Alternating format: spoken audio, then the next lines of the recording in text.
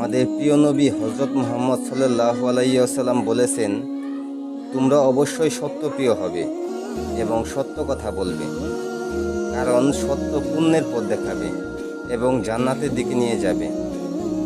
যে ব্যক্তি সর্বদা সত্য কথা বলবে এবং সত্যের সমন্বয়ে থাকবে, আল্লাহ তাআলার দরবারে তার উপাধি সিদ্দিকী তথা সত্যবাদী লেখা হয়ে থাকে।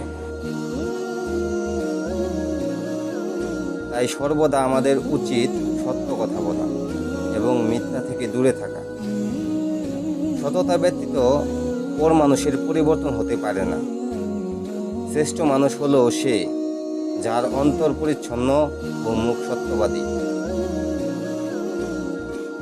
সবচেয়ে সুন্দর ও ভালো চরিত্রের মানুষ সেই ব্যক্তি যার ভিতরে হিংসা বিদ্বেষ মুক্ত।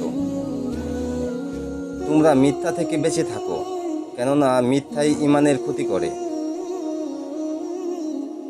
সত্যের পথে চলা সবসময় মুমিনদের জন্য সহ্যকর। সত্য সময়ের সাথে চলে, মিথ্যা সময়ের সাথে নয়। যে ব্যক্তি সত্য কথা বলে সে সবসময় শান্তিতে থাকে। সত্য পাওয়া দুর্লভ, কিন্তু বলতে আনন্দদায়ক। তোমরা সর্বদা সত্য গ্রহণ করো, কারণ সত্যের সাথে নেকি রয়েছে, আর উভয়টি জান্নাতে প্রবেশ করাবে। আর মিথ্যা থেকে বেঁচে থাকো, মিথ্যা পাপাচার তোমাকে জাহান্নামে নিয়ে যাবে।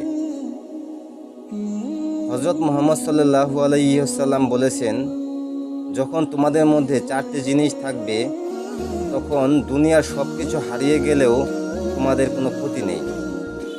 1. আমানত রক্ষা করা, 2. সত্য কথা বলা, 3. সুন্দর চরিত্র, 4. হালাল রুজি। তোমরা কখনোই কারো কাছে মিথ্যার আশ্রয় নিও না, কারণ মিথ্যা কথা কবিরা গুনাহ। যেটি সত্য না সেটা তোমার মুখে এনো না, তাহলে তোমার সত্য কথাকেও মানুষ অসত্য মনে করবে। তোমরা সকলে কোরআনকে আঁকড়ে ধরো, তাহলে তোমরা কখনো বিপদগামী হবে না।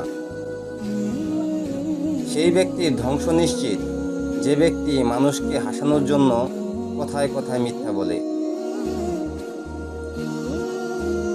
অসৎ লোক কখনো কাউকে সৎ মনে করে না, সকলকে সে নিজের মতো ভাবে। যে ব্যক্তি নিজের সতর্কতা অবলম্বন করে না, দেহরক্ষী তাকে বাঁচাতে পারে না।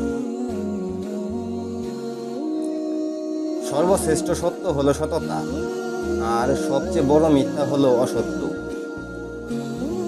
সত্যবাদীরা সুকর্মের পথ দেখায়, আর সুকর্ম বেহেশতের পথ দেখায়। কুরআন ও হাদিসের বর্ণনা অনুযায়ী সত্য কথা বলা সর্বদাই উত্তম। মানুষের মধ্যে সবচেয়ে ভালো গুণের মধ্যে অন্যতম হলো সত্য কথা বলা। সত্য কথা বলা এবং সত্যের পথে চলা মানুষকে সর্বদাই সকলকে পছন্দ করে।